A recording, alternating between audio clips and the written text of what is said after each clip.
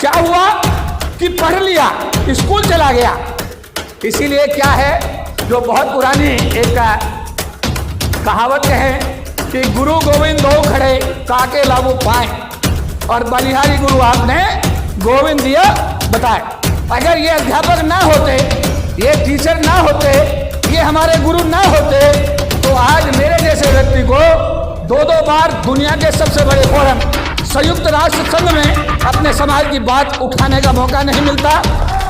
जहां पर बाबा साहब गोलमेज सम्मेलन के लिए गए थे, मैं सोचता था कि कैसा लंदन होगा, मैं सोचता लंदन कैसा होगा, लेकिन उसी ब्रिटिश पार्लियामेंट में जब बाबा साहब ने मुझे मौका दिया, 1 घंटे मैंने आपके समाज की, अपने समाज की बात वहां पर जब रखी, तो मुझे लगा कि बाबा साहब का आशीर्वाद मुझे पूरा मिला हुआ है। दुनिया के कोने कोने में मुझे अक्सर बुलाया जाता है।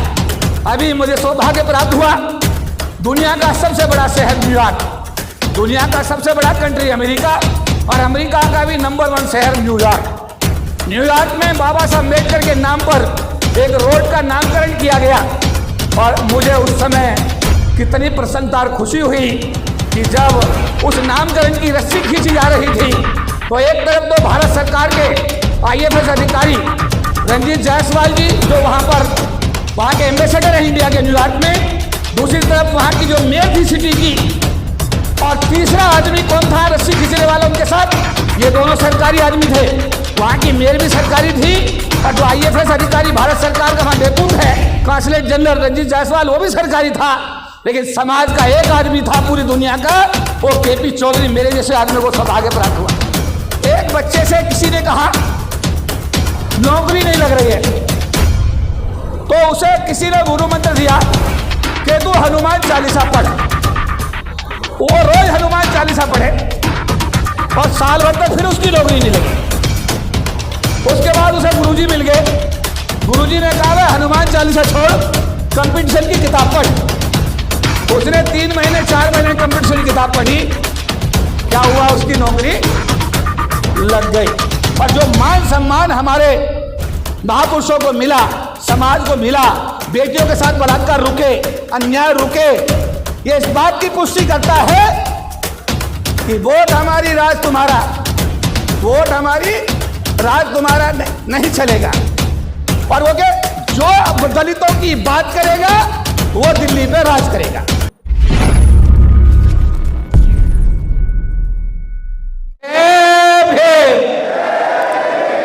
इस जय भीम में वो ताकत है कि पूरी दुनिया इस जय भीम से हिलती है।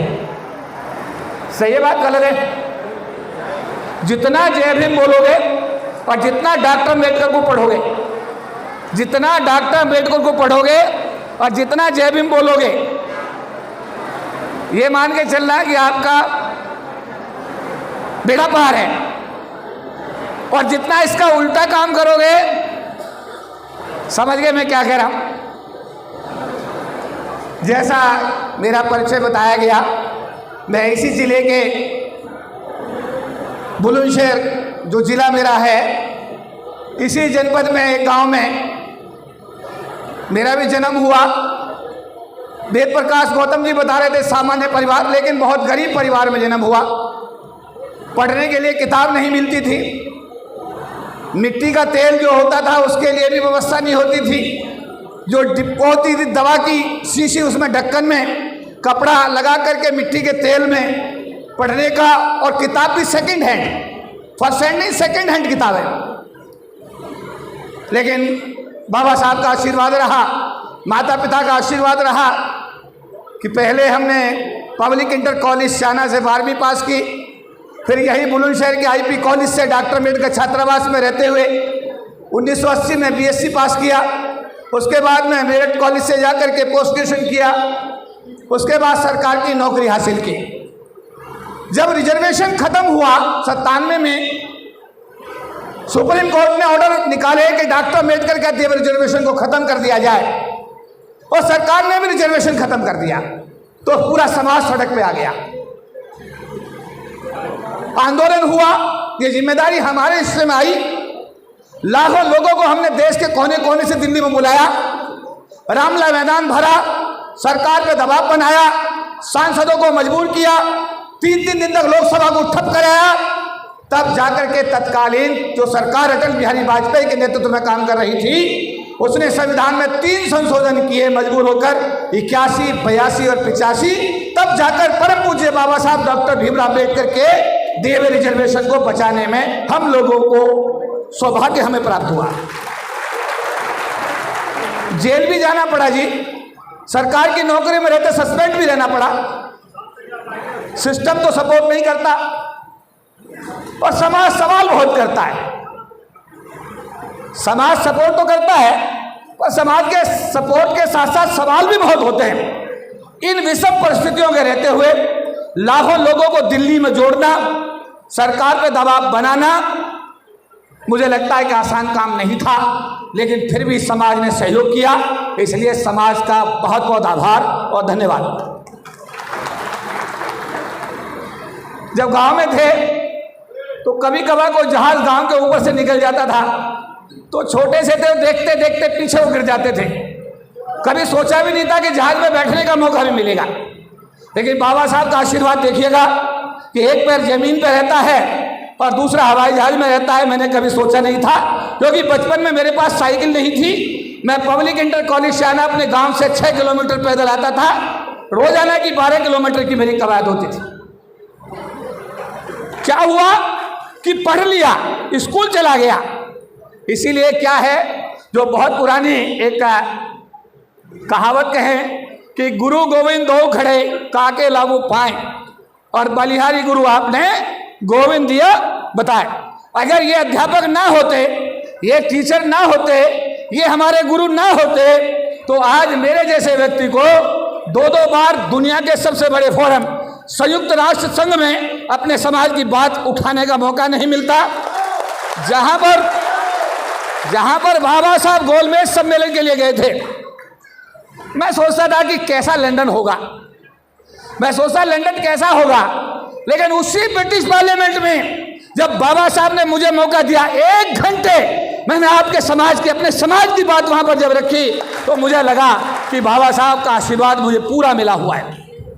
दुनिया के कोने कोने में मुझे अक्सर बुलाया जाता है।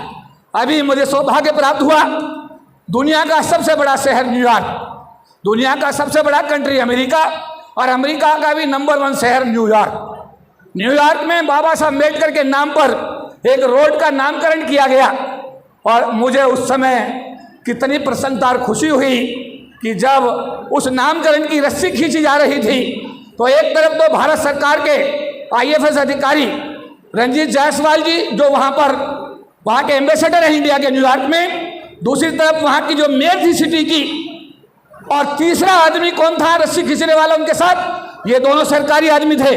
वहाँ की मेयर भी सरकारी थी, और जो IFS अधिकारी भारत सरकार का वहाँ डेप्यूट है कांसुलेट जनरल रंजीत जायसवाल, वो भी सरकारी था।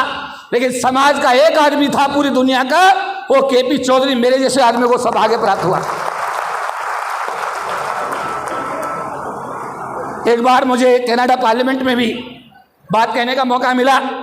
मैंने वहाँ 2 बातें कही। आप हमारे बच्चों से कहते हो कि आपके खाते में 35 लाख होंगे तो कनाडा पढ़ने आओगे। मेरे बच्चों के पास तो 5 रुपए नहीं होते खाते में।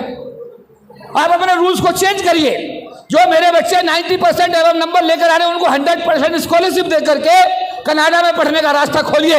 मुझे खुशी है कि वहाँ की संसद ने मेरी बात मानी, और जो बच्चे 90% एवं नंबर लेकर आ रहे हैं, उनको कनाडा सरकार आज 100% का स्कॉलरशिप देके पढ़ने का उन्होंने मौका वहाँ पे दे दिया। मैंने ये भी कहा सरकार से कि अब रामलाल बुलंदशहर में ड्राइवर होता है तो उसके घर में रोटी नहीं होती, उसके बच्चों को पढ़ने के लिए शिक्षा नहीं होती, उसके पास कोई साधन नहीं होते, वो अनपढ़ होता है। अगर रामलाल को वीज़ा मिल जाए कनाडा का, और रामलाल कनाडा पहुंच जाए, तो कनाडा में वो रामलाल भी अंगूठा छाप, तब भी अंगूठा छाप होता है, और तब भी वो ड्राइवर होता है। लेकिन कनाडा जाने के बाद उसके पास 10 करोड़ का घर होता है, 1-1 करोड़ की गाड़ियां होती हैं, और उसके बच्चे कनाडा की बेस्ट यूनिवर्सिटी में पढ़ रहे होते हैं। रामलाल वहाँ भी ड्राइवर है, और रामलाल यहाँ बुलंदशहर में भी ड्राइवर था।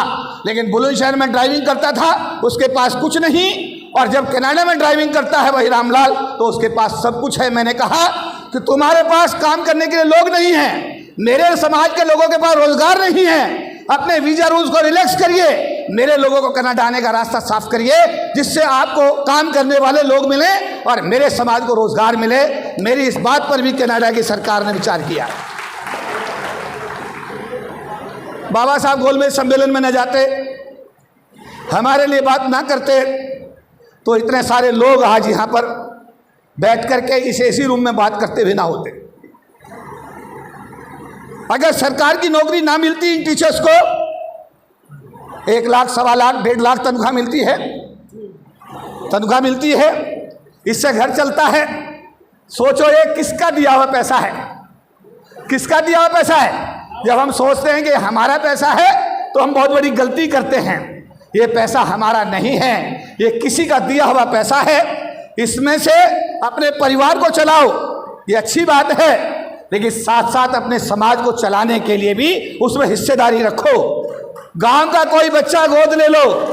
अगर आप टीचर बनकर, आपका भाई गांव में पड़ा हुआ है, वो गरीबी की रेखा के नीचे है, वो गांव में बेरोजगार है, अरे उसके बच्चे को गोद लेकर उसकी पढ़ाई की जिम्मेदारी ले लो। यही अम्बेडकरवाद है, यही अम्बेडकरवाद है। ये अम्बेडकरवाद नहीं है। बढ़िया साड़ी पहनी, गाड़ी लेकर गांव में गए, गले में सोने में चेन डली हुई है वाइफ के, 4 बार घुमाओ, गरीबों को रौब दिखाओ और उनकी मदद ना करो, ये अम्बेडकरवाद नहीं है भैया। अम्बेडकरवाद तो ये है कि आप उनके आंसू पूछने के आगे बढ़ो, उनके एक एक बच्चे को गोद लो, और अगर एक बच्चे को पढ़ा दोगे तो मुझे लगता है कि बाबा साहब को यही श्रद्धांजलि हम सबकी होनी चाहिए। मैं कनॉट प्लेस में बैठता हूं, कभी सोचा भी नहीं था। कनॉट प्लेस में मेरा सरकारी आवास था अब तक, नौकरी छोड़ने से पहले। तो लोग कहते थे कनॉट प्लेस में अंग्रेज रहते थे। The dogs and Indians are not allowed in Connaught Place, अंग्रेजों के ज़माने में। जब मुझे सरकारी आवास मिला, बहुत बड़ा 3000 स्क्वायर फीट का, और मैंने कहा कि यहाँ अंग्रेज रहते थे, और एक वेरे का, एक गरीब घर का लड़का आज कनॉट प्लेस में रह रहा है, तो मेरे पिताजी जब जिंदा थे मुझे कहते थे कि भाई हमने तो अच्छे कर्म किए होंगे जो वेरे से निकल करके आज कनॉट प्लेस में रह रहे हैं। जब मैं कनॉट प्लेस के ऑफिस में बैठता हूँ, जैसा बताया गया कि एक आदमी के बैठने के लिए 4000 स्क्वायर फीट का ऑफिस बाबा साहब अम्बेडकर ने दे रखा है, जिसमें समाज के लोगों के लिए 2 कॉन्फ्रेंस हॉल हैं, 150 लोगों का, 100 लोगों का।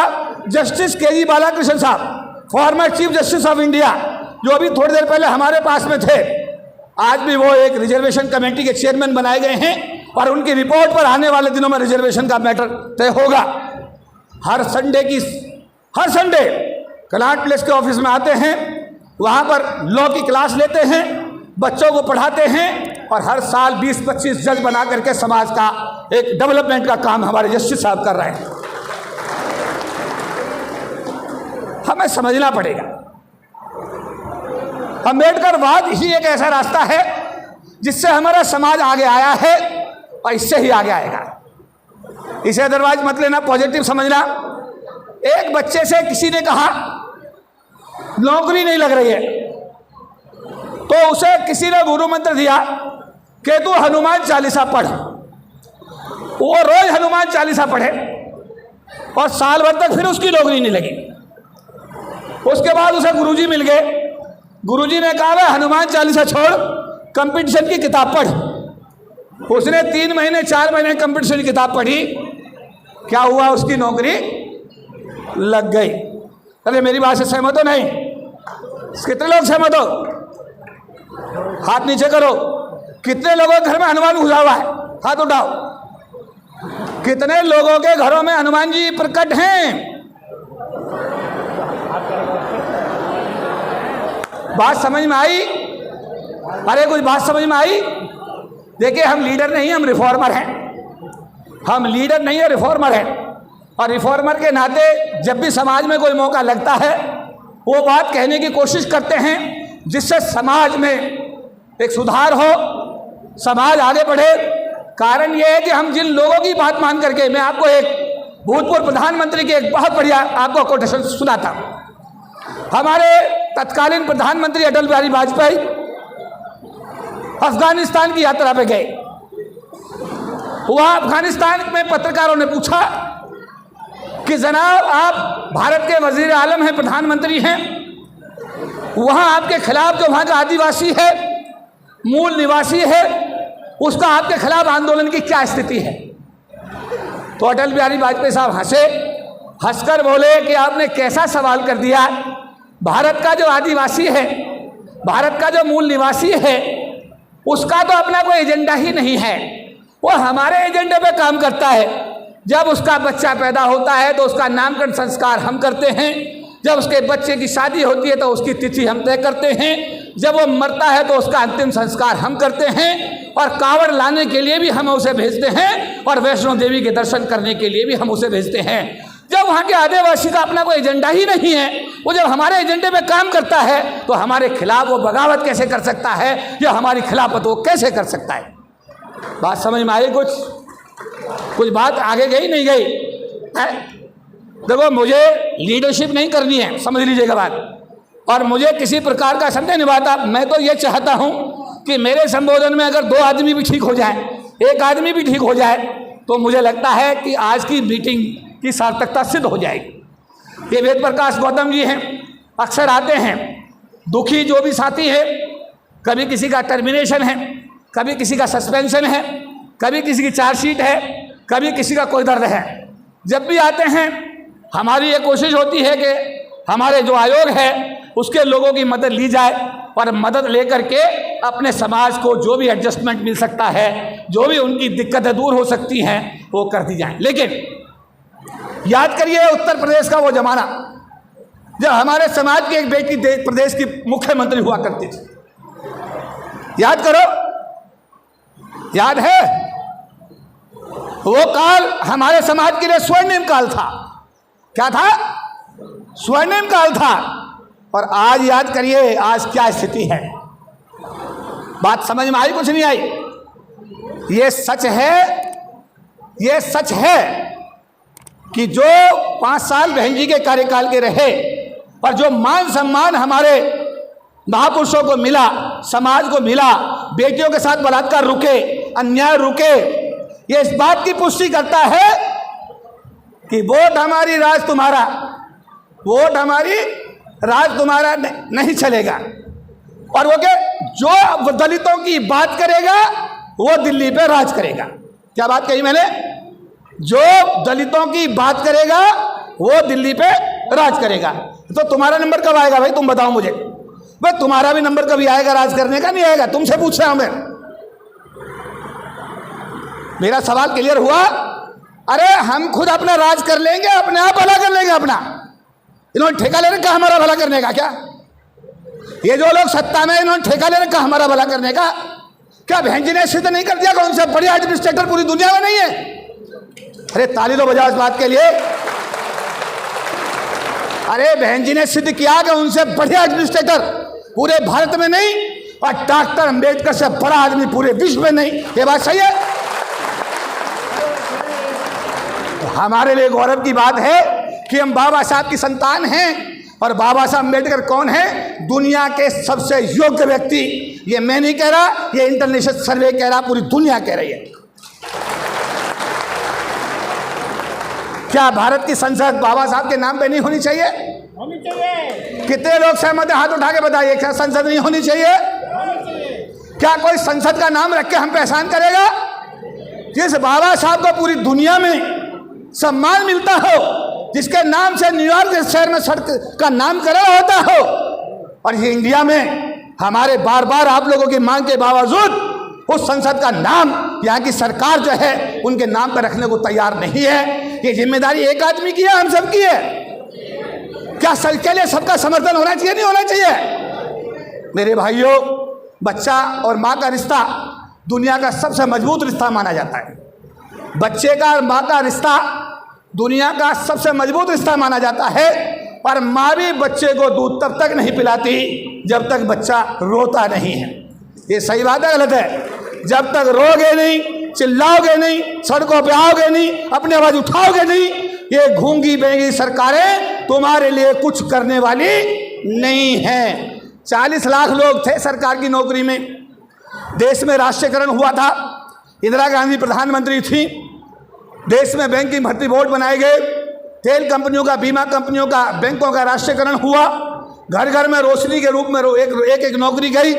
उसी का परिणाम यह है कि 40 लाख परिवार भारत में सरकार की नौकरी में आने के बाद गरीबी की रेखा से ऊपर आने में कामयाब हुए। समझ में आई बात? कुछ नहीं।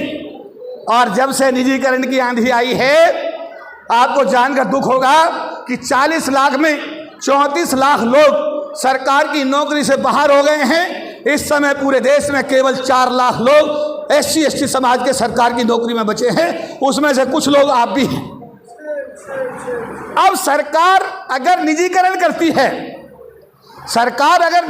करती है, तो मैं सरकार से एक सवाल पूछता हूं बुलंदशहर की धरती से कि जब आप सस्ती दरों पे जमीन प्रोवाइड करते हो एक उद्योगपति को और बैंकों का पैसा उसको देते हो, उसका अपना क्या है? अरे उसका अपना क्या है? सरकार की जमीन और सरकार का पैसा। अगर सारा ही सरकारी है तो निजी क्षेत्र में आरक्षण क्यों नहीं? सवाल है। अरे होना चाहिए, नहीं होना चाहिए? अगर साइकिल खरीदनी बंद कर दो, मेरे लोग घड़ी खरीदनी मेरे लोग बंद कर दें, टेलीविजन देखना बंद कर दें, खरीदना बंद कर दें, ये महिला समझेगा इनके हाथों में चूड़ी खरीदना बंद कर दें, तो ये उद्योग धंधे बंद नहीं हो जाएंगे मेरे भाई। 35 करोड़ आबादी है शेड्यूल्ड कास्ट शेड्यूल्ड ट्राइब्स की। कितनी है?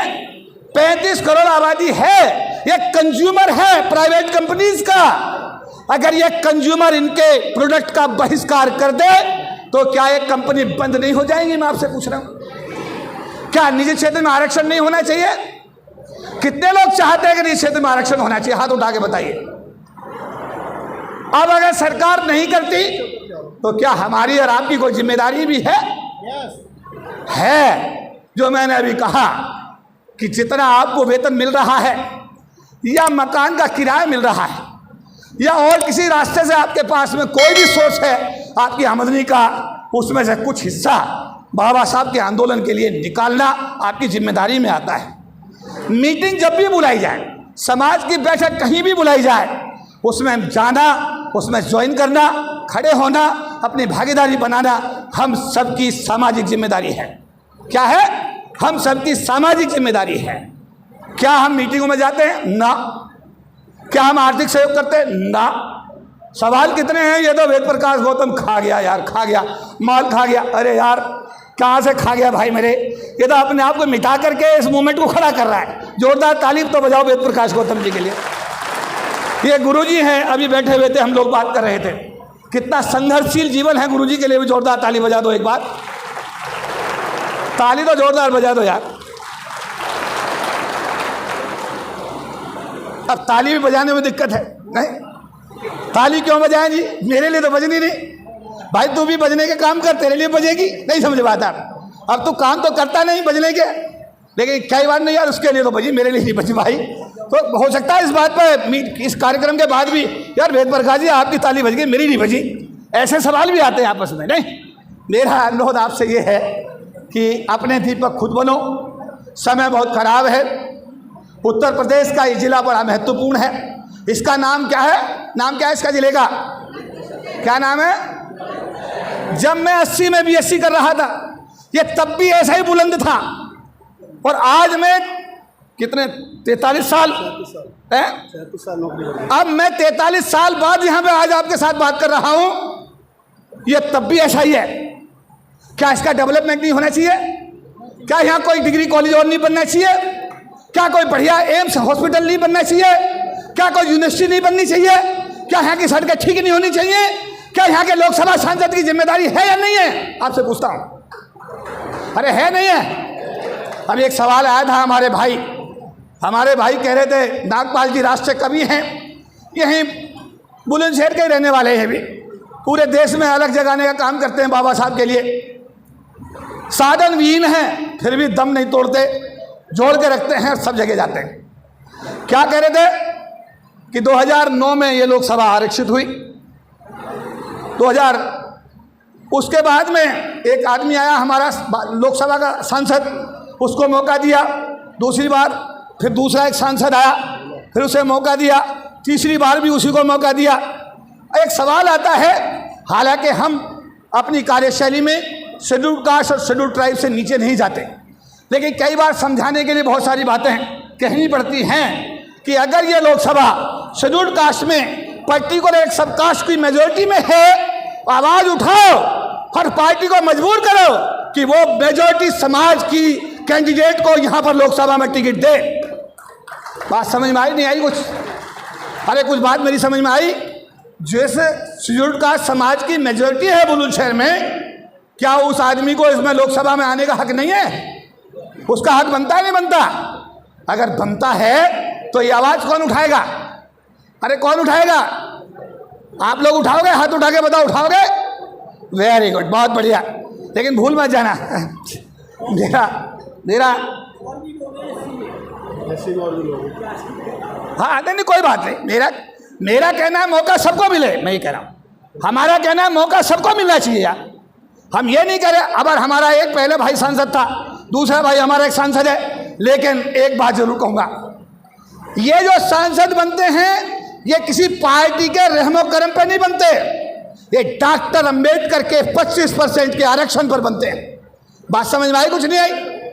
अगर डॉक्टर अंबेडकर 25% का आरक्षण लोकसभा में विधानसभा में लिखकर नहीं जाते, एक भी सांसद आपका चुन करके लोकसभा में नहीं जाता। सहमत हो इस बात से? नहीं तो ये जो एमपी बन रहे हैं डॉक्टर अंबेडकर की वजह से बन रहे हैं या पार्टी की वजह से बन रहे हैं? अरे भाई पार्टी की वजह से नहीं बन रहे ना। पार्टी तो बढ़िया, तो राज्यसभा में 250 के हाउस में अपनी पार्टी से कोई भी आदमी राज्यसभा में नहीं भेजता, क्योंकि वहां डॉक्टर अंबेडकर की कलम नहीं चल पाई। ये बात सही है गलत है?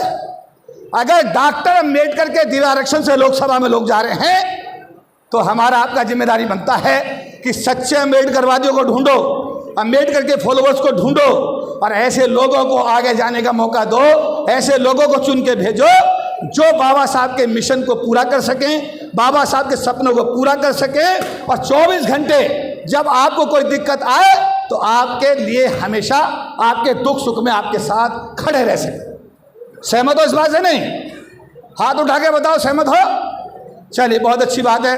तो आज के इस आयोजन में जो वेद प्रकाश गौतम जी और उनकी एंटायर टीम ने जो ये प्रयास किया, और हमें भी यहाँ पर बात रखने का मौका, क्योंकि मैं तो अभी अमेरिका से 3 दिन पहले ही लौटा था, फिर कल मैं पंजाब में जालंधर में हूँ, इस समय जालंधर में मेरा कल संबोधन होगा, परसों मैं चंडीगढ़ में हूँ, और इससे पहले दिन जो है बीच में हमारे एक मिनिस्टर है राजकुमार आनंद है, उनके यहाँ पर एक कार्यक्रम था। तो लोग पूछते हैं कि चौधरी जी कभी आप अमेरिका में रहते हैं, थोड़ी देर बाद आप शिकागो चले जाते हैं, उसके बाद आप जो है दिल्ली आ जाते हैं, फिर बुलंदशहर चले जाते हैं, तो मैं उसका जवाब यही देता हूँ कि ये परम पूज्य बाबा साहब अम्बेडकर का मुझे आशीर्वाद मिला हुआ है। शायद इसीलिए मैं उनके संदेश को दुनिया के कोने कोने में पहुँचा करके अपने आप को गौरवान्वित महसूस करता हूँ। तो आज के इस आयोजन के लिए हमारे जितने भी टीम है उस सब का बहुत बहुत साधुवाद, बहुत बहुत धन्यवाद। हमारी जो मेंबर कमीशन है अंजू बालाजी, जो मैंने बताया कि लोकसभा की एमपी रही हैं उत्तर प्रदेश डिस्ट्रिक्ट से, और वो इस समय एससी आयोग की माननीय सदस्य भी हैं, और पूरे उत्तर प्रदेश का प्रभार उनके पास में है। आज उनका रोड एक्सीडेंट हो गया, काफ़ी सीरियस पोजीशन में उनका, बड़ी मुश्किल से उनकी जान बची। उसके बाद में जो टाइम हमारे इस प्रोग्राम में आने का उनका रहा, उस प्रोग्राम में वो वहाँ पर पुलिस कार्रवाई चलती रही। उसके बाद अभी वो सर्किट हाउस में, पीडब्ल्यूडी हाउस में पहुँच गई, और अब वो रास्ते में हमारे पास में किसी भी क्षण हमको ज्वाइन करने वाली हैं। जैसे वो आती हैं, मेरा अनुरोध रहेगा, क्योंकि वो हमारे समाज की प्रथम महिला हैं। एससी आयोग का जो चेयरमैन होता है वो प्रथम नागरिक होता है, जैसे भारत का राष्ट्रपति प्रथम नागरिक होता है भारत का, उसी तरीके से हमारे आयोग का जो चेयरमैन होता है हमारे एससी समाज का प्रथम नागरिक होता है। और ये जो हमारी बहन है अंजू बाला, ये हमारी महिला के मेंबर हैं, तो ये हमारी देश की हमारी पहली प्रथम महिला हो गई इस तरीके से हमारे एससी समाज की। तो जब वो आती हैं तो मेरा आपसे अनुरोध रहेगा कि उनके सम्मान में आप लोग जैसे वो एंटर करें आप तब तक ताली बजाते रहें जब तक वो मंच पर ना आ जाए, क्योंकि ये सम्मान देना हमारी संस्कृति का हिस्सा भी है और हमारी जिम्मेदारी में भी आता है। तो मैं, क्योंकि आने वाले समय में सरकारी क्षेत्र खत्म हो गया, निजी क्षेत्र में आरक्षण नहीं है, सरकार के पास SC/ST का कोई एजेंडा नहीं है, समाज में कोई आवाज़ नहीं है, समाज में कोई आवाज़ नहीं है। आपसे एक सवाल, 40% का नंबर लेकर आपसे एक सवाल करता हूँ, 40% के नंबर लेकर के हम में और आप में बहुत सारे लोग सरकार की नौकरी में आने में कामयाब हुए। एक बच्चा आपसे सवाल करेगा 90% वाला, 80% वाला बच्चा आपसे पूछेगा BTech करके MBBS करके कि पापा या मम्मी मैं इस डिग्री का करूं क्या, सरकारी क्षेत्र है नहीं और निजी क्षेत्र में मुझे कोई लेता नहीं। तो ये घर घर की समस्या है, ये समस्या हर परिवार की होनी चाहिए, चंद लोगों की नहीं होनी चाहिए, क्योंकि हर घर में बच्चा है। ये बच्चे जिनको अभी अवार्ड दिए जा रहे हैं, इन बच्चों को सर्टिफिकेट दिए जा रहे हैं, इन बच्चों को आज का भविष्य ये है कि हमारा BTech बच्चा प्राइवेट ठेकेदार के यहाँ पे 10 घंटे की नौकरी करता है, 10,000 रुपया उसको मिलता है। हमारा बच्चा MBBS करके प्राइवेट नर्सिंग होम में 12 घंटे की नौकरी करता है, उसे 12,000 रुपया पर मंथ मिलता है। काश वो सरकारी क्षेत्र में डॉक्टर बन गया होता या वो PWD में इंजीनियर बन गया होता तो उसकी तनख्वाह लाखों में होती। ये बात सही है गलत है? अरे सही है गलत है बात? सही है। अब इस लड़ाई को लड़ेगा कौन? ये लड़ाई क्या एक आदमी के बस की लड़नी है क्या? ये लड़ाई को एक आदमी लड़ सकता है? इस लड़ाई के लिए हम सबको इकट्ठा होना पड़ेगा, हम सबको इकट्ठा होकर लड़ाई लड़नी पड़ेगी, तभी जाकर के हम इस समस्या का समाधान कर पाएंगे। तो इन्हीं शब्दों के साथ में मैं आपको यह आह्वान करूंगा कि बाबा साहब अम्बेडकर के लिटरेचर को अभी दिया गया, संविधान को दिया गया है, संविधान को पढ़िए और संविधान को फिर पढ़िए, अपने अधिकारों को जानिए, बाबा साहब की किताबें अपने घर में लाइए और बाकी किताबों को बाहर का रास्ता दिखाइए। बाबा साहब ने इतना लिखा है, हर विषय पर उनका ज्ञान है, हर विषय पर उनकी नॉलेज है, हर विषय को उन्होंने क्लियर किया है। अगर हम सब ने बाबा साहब को फॉलो कर लिया और बाबा साहब का दिया हुआ, बाबा साहब ने क्या कहा?